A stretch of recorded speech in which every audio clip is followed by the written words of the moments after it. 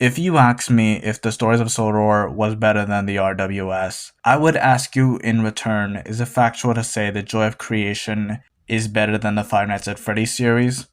Let me explain what I mean by this. So this question was sort of brought up by Play Don't Pause's video of the Steamy Awards, which caused a huge uproar within the Thomas fandom. I remained silent on this topic because it had a lot of people upset over other fan projects that were not chosen, and because of the drama surrounding it. However, after over a year has passed, I am finally able to ask the question, is the Stories of Sodor better than the Railway series? If I were to give you the short answer, it would be no. However, I believe that there is more to this question than a simple yes or no.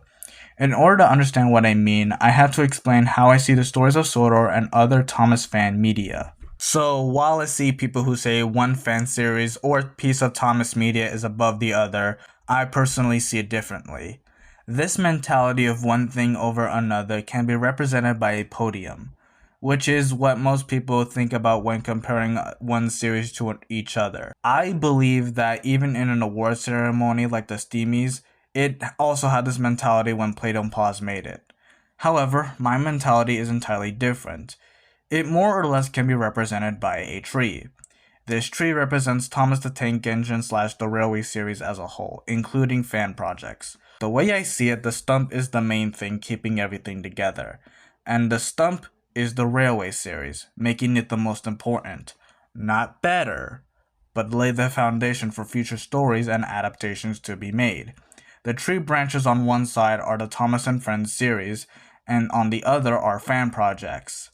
These branches hold importance because they continue to build on the tree that the Railway series set up initially. So to say that one fan project is above the other to me is a bit disingenuous. I enjoy Stories from the Buried Truck, Victor Tanzik, Carson's Video Workshop, etc., and I don't think one is above the other personally.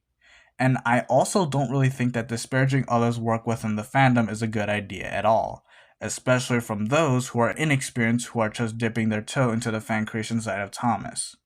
I know I'm probably going to get a lot of hate from this, but I think the American ADEF's alternative version of Dudley's story isn't the worst thing in the world. While I didn't personally like it, the reaction over on Twitter was overblown and honestly pretty immature, which probably explains why the unlucky Tug just stopped posting on the Bird app entirely. And yes, I still call it the Bird app. So all in all, I feel like the Thomas fandom, while being very creative and ambitious, I also feel like it has this toxic side to it that needs to understand that new creators like the American ADF should actually be given a chance, regardless of how weird the project may be. Everyone starts from somewhere. Hell, I started making theory videos just because I was inspired by someone else's work. I'll talk about it in another video, but there have been multiple creators who have inspired me over the years and initially sparked the idea of train theory in my head. I think that's all I have to say about this topic. Thanks for watching, and I hope you have a good day.